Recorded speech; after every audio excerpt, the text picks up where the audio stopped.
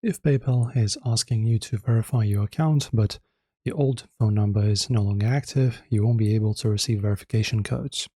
Updating your phone number is essential to keep sending and receiving money securely. So to do this, to change your number, open PayPal on your phone or computer, and of course log in. In Settings, scroll to Phone. Here you'll see your current numbers linked to your account. Then click plus to add a phone number, enter your new phone number and choose whether it's mobile or home. PayPal will send a verification code to this new number. Enter the code you received via SMS or call. Once verified, this number becomes active for account verification. After confirming your new number works, you can remove the old one by clicking Remove next to it. Make sure your new number is set for security alerts and transaction notifications.